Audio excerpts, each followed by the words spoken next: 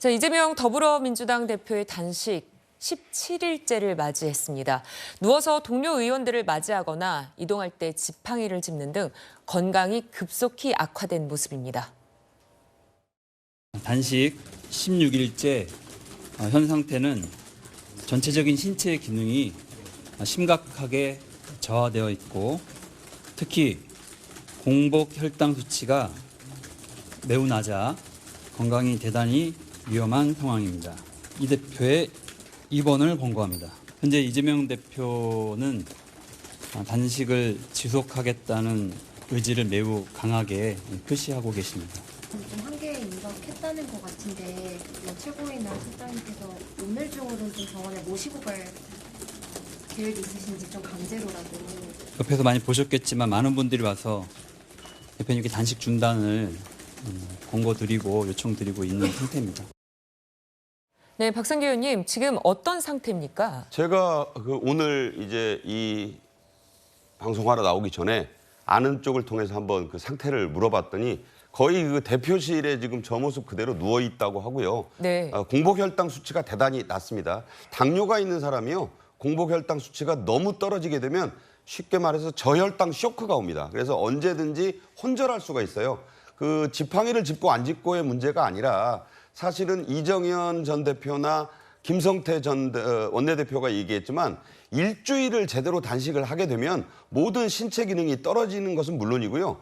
10일 이상 넘어가서 2주가 되면은 사실 이게 단식을 중단해도 예전의 몸 상태로 완벽하게 돌아갈 수 없다고 합니다. 네. 그러니까 이 고무줄을 늘리는데 어느 순간이 지나면 고무줄이 끊어져 버린다는 얘기거든요. 그래서 이제 뭔가를 중요하게 여기서 턴하지 않으면 이재명 대표 자체가 나중에 이제 단식을 중단하고 치료를 받더라도 예전의 모습으로 돌아오지 못하는 그런 심각한 상황이 지금 도래했다고 봐요. 이번 주말을 넘기기는 저는 거의 불가능하다고 보고 있고 의료진이 대기하고 있지만 본인의 의사가 없이는 또 중단할 수 없다는 그런 안타까움도 있다고 해요. 이제 여당 쪽에서도 중단을 만류하고 한국 정치의 불행입니다. 이런 상황에서 하루빨리 일단 단식은 중단하고 원내에서 문제를 푸는 그런 그 결단을 본인이 지금 내려줘야 될 텐데 빨리 네. 측근들이 어떻게 대표님이 저렇게 하는데 어떡하냐 이러지 말고 빨리 업고 가야죠. 네. 자, 말씀하신 것처럼 민주당 의원들 팔을 걷어붙이고 또 이재명 대표의 단식을 만류하고 있는 그런 상황입니다. 대표님 여기 더 계시면 이제 통제불능입니다. 적극 지지자들이. 지지자들 마음도 좀 살피셔서 일단 의료진들에게 가서 검사를 받으셔야 됩니다. 오늘 가셔야 됩니다. 얼마나 힘이 드세요. 나라 걱정, 국민 걱정. 가셔야 돼. 병원에서 더 계속 하셔도 된다고 하면 그 의지를 보이시고 아니면 목숨을 살리셔야죠.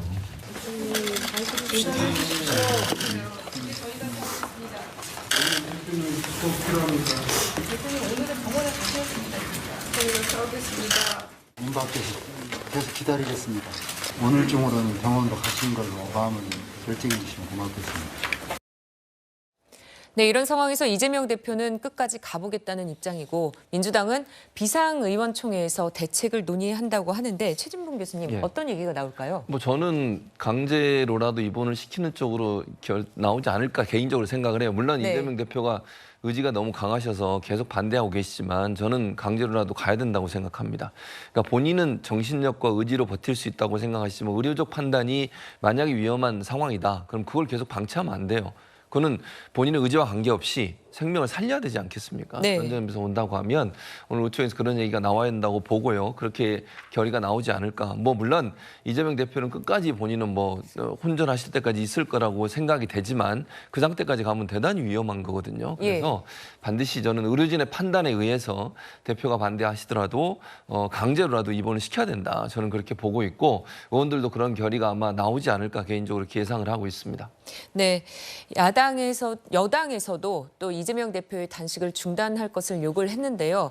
정혁진 변호사님, 그렇지만 단식장에 찾아갈 생각은 없다 이렇게 말했다면서요? 그러니까 이 대표가 단식을 중단하려면 이 대표의 요구 사항을 정부 여당이 어느 정도라도 수용을 해주는 그런 모습을 보여야 될 것 같은데 네. 그런데 이재명 대표가 요구했던 그 요구사항이 애당초 수용되기 어려운 그런 사항 아니었습니까? 그러니까 이런 부분들에 대해서 정부 여당이 해줄 수 있는 것이 사실은 없는 것 같고 그런 상황에서 만약에 여당 대표라도 단식장을 찾아간다라고 하면 그런 단식의 명분에 어느 정도 수긍한다는 그런 모습으로 비춰질 텐데 그런 모습으로 비춰지기가 굉장히 부담스럽다는 이야기죠. 더군다나 사실은 어제도 그렇고요. 다음 주에도 그렇고 이재명 대표 뭐 수사도 수사지만 재판이 공직선거법 위반 재판도 있고요. 대장동 재판도 있고요. 그런 재판들이 계속 이어지고 있는데 결국은 의심을 하는 것이 그런 것들을 피하기 위한 단식 아니냐 이렇게 또 생각을 할 수밖에 없기 때문에 단식장까지 찾아가는 것은 굉장히 부담스러운데 그렇다라고 해서 지금 보름이 넘지 않았습니까? 예. 사람의 인간이 그 견딜 수 있는 그 한계를 거의 넘어서는 것인데 이런 부분들에 대해서는 중단을 요청할 수밖에 없는 그런 상황이 아닌가 저는 그렇게 판단이 됩니다. 네, 민주당 측에서는 어제는 용산을 찾아서 항의를 하기도 했습니다. 그런데 정미경 의원님, 대통령실에서는 여전히 별 반응이 없습니다. 아니 대통령실에서 사실 할 수 있는 게 별로 없어요. 잘 생각해 보세요. 네. 이재명 대표가 수사를 받지 않는 분이었다면 그다음에 재판을 이렇게 많이 받지 않는 분이었다면 저는 사실은 대통령실에서 어떤 입장 발표를 할 수 있을 것 같다고 보여져요. 네. 그거는 뭐 정상적인 정치의 하나로 볼 수 있는 거니까. 근데 지금 솔직히 정상적이지가 않잖아요. 이재명 대표가 지금 이 단식을 하는 게 이게 정치적인 단식이라고 보여지지 않잖아요. 수사를 피하고 구속을 피하고 재판을 연기시키고 뭐 여러 가지 그 본인 자신을 위한 단식을 하고 있기 때문에 사실 대통령실에서 그걸 어떻게 뭐라고 얘기를 할지 저는 그거는 저도 상상이 안 가요. 뭐 이렇게 하면 또 이렇게 한다 그럴 거고 저렇게 하면 또 저렇게 한다 그럴 거고 그렇기 때문에 그냥 가만히 이러지도 못하고 저러지도 못하고 이렇게 대통령실은 그냥 가만히 있을 수밖에 없다. 그런 생각이 듭니다. 네, 전임 대통령인 문재인 전 대통령이 나서야 하는 게 아니냐 이런 의견도 나오는데요. 박성규 의원님 어떻게 보십니까? 최근 그 유튜브나 틱톡에 보면 과거에 김영삼 전 대통령의 1983년 23일 단식 그리고 김대중 전 대통령의 1990년에 그 13일 단식의 옛 장면들이 뉴스 화면으로 많이 뜨고 있어요. 네. 저도 좀 보면서 추억에 잠겼는데 그때는 김종필 당시 그 의원 또 그 단식 농성장을 찾아서 위로를 하고 김영삼 전 대통령은 김대중 당시 그 야당 총재와 같이 이렇게 마주 앉아 있는서 대화하는 모습도 나오고 참 한국 정치가 저런 시절이 있었구나 그런 생각이 들어요. 그러니까 이런 어떤 우리 정치에서의 그 정치가 실종되고 이제는 뭐 극단적인 상황 조금 이따 또 뭐 얘기가 나올 것 같습니다만은 뭐 쪽가위가 등장하질 않나 이런 그야말로 이게 대단히 우려스러운 지금 상황이 펼쳐지고 있습니다. 전직 대통령의 경우에는요 이미 SNS를 통해서 그 본인의 말씀을 했잖아요. 우려를 전달하고 걱정이다. 국가를 위해서 중단했으면 좋겠다. 저는 그 정도에 그치는 게 맞다고 보고요. 본인이 이미 잊혀지고 싶다라고 하셨잖아요. 그러니까 더 이상 현실 정치에 전직 대통령이 그게 문재인 전 대통령이 아니더라도 그 누구라도 앞으로 지금 대통령이 전직 대통령이 되더라도 현실 정치에 개입하는 건 절대 바람직하지가 않습니다. 아까 피켓 들고 줄줄이 서 있는 그 야당의 기라성 같은 정치인들이 있는데 뭐하러 전직이 나섭니까? 그런 것 자체가 우리 정치의 수준을 좀 자꾸 떨어뜨릴 수 있는 우려가 있어요. 그러니까 전직 대통령은 그런 의사를 점잖게 밝히신 걸로 충분하다. 전직 대통령이 양산에서 여의도까지 올라오는 상황은 여야 모두 그리고 대한민국을 위해서도 바람직하지 않습니다. 전화 정도는 하셨을 거예요. 보도는 안 되지만 바꿔줘가지고라도 전화도 했다는 그 보도도 제가 본 적이 있는데 그 정도가 중요하고 여기서 이제 문재인 전 대통령의 역할론까지 나온다는 것은 충분히 이제 해결 가능한 상황. 이제는 해결을 해야 됩니다. 나라를 위해서. 네, 이런 가운데 이재명 대표가 단식 농성 중인 국회의사당 경내에서 이 대표의 일부 강성 지지자가 자해 소동을 벌이는 일이 벌어지기도 했습니다. 놓으세요! 잘 놓으세요. 놓으시라고! 왜? 한광근무자! 한광근무자! 지원! 이놈 우리도 목숨을 걸지 않으면 안 돼. 15일, 16일 됐는데도 저놈들 한마디 나와서 인간적인 얘기를 하는 사람 봤느냐고. 어? 이래도 되겠느냐고, 이래도. 저 국진당 놈들은 좀비야, 좀비. 자기 소나라로 잘리고 저놈들 어떻게 싸운다는 거야, 저놈들. 네, 이재명 대표 지지자의 국회 내 흉기 난동 이틀 전에도 있었습니다. 최진봉 교수님, 예. 이틀 전에는 50대 여성 지지자가 또 단식 천막에서 흉기를 휘두르지 않았습니까? 예. 왜 이런 일이 또 발생을 할까요? 그러니까요. 좀 안타깝고 저런 행동을 하면 안 된다고 봐요. 그러니까 네. 뭐 지지자들의 마음은 충분히 이해를 하지만 그런 모습이, 그러니까 지지하는 마음이나 뭐 이렇게 이재명 대표에 대해서 어떻게 안타까워하는 마음이 저런 방식으로 표출되면 안 돼요. 저는 아니라고 봐요. 그러니까 네. 어떤 형태로든 물리적인 어떤 폭력을 행사하거나 아니면 남에게 위해를 가하거나 이런 행태로 어떤 행동이 표출되는 건 이건 바람직하지 않는 거잖아요. 이게 이재명 대표에게도 도움이 안 되고 민주당에도 절대 도움이 안 됩니다. 뭐 물론 본인들이 너무 이제 화가 나고 이래서 흥분해서 그런 행동을 할 수는 있지만 저런 행동 자체가 전혀 도움이 안 된다는 걸 아셔야 돼요.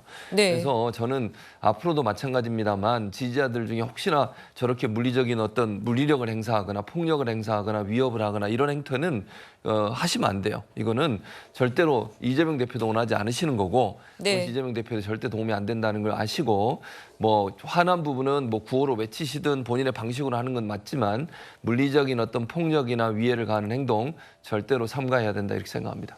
네, 정미경 위원님, 그 국회 내에서 이런 난동이 있으면 좀 분위기가 또 어떻게 될까요? 아니 그래서 이제 사실은 저런 장면을 보면요. 예.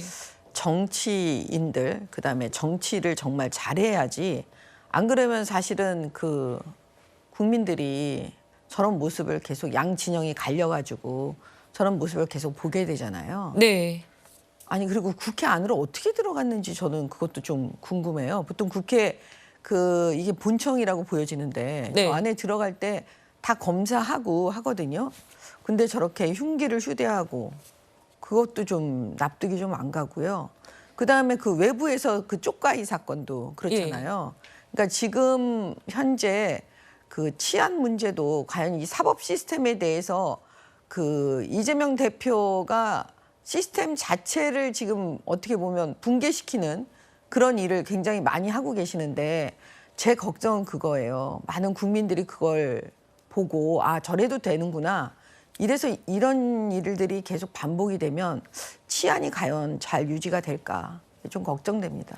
제가 CNN을 보면서 참 창피함을 느꼈는데 대한민국 국회가 30분에 한 번씩 지금 실시간으로 중계가 되더라고요. 네. 그런데 아시다시피 전국에서 초등학생 단체 방문, 국회 시스템 보러 외국에서도 옵니다. 그런데 지금 보면 난장판이 돼 있어요. 김진표 국회의장이 이제서야 국회 경내를 집회 금지 지역으로 선포를 했는데 저는 선포 진작한 줄 알았어요.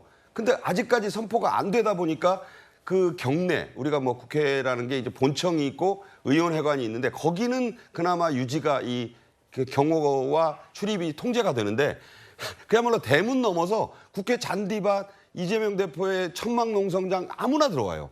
네. 들어와가지고 조회수의 천국이란 말이 붙어 있어요. 유튜버들이 거기다가 스마트폰만 열면 조회가 막 올라가니까 이게 말이 됩니까? 조회수의 천국이 대한민국 국회가 됐다? 여야 진보 보수를 막론하고 다 여기 와서 카메라 들이대면서 지금 조회수나 올리고 자극적인 장면을 만들어내고 쪽가위 나오고 무슨 커터칼 나오고 여경이 팔을 다쳤는데 대단히 심각한 중상이래요. 이거 정말 창피한 일입니다.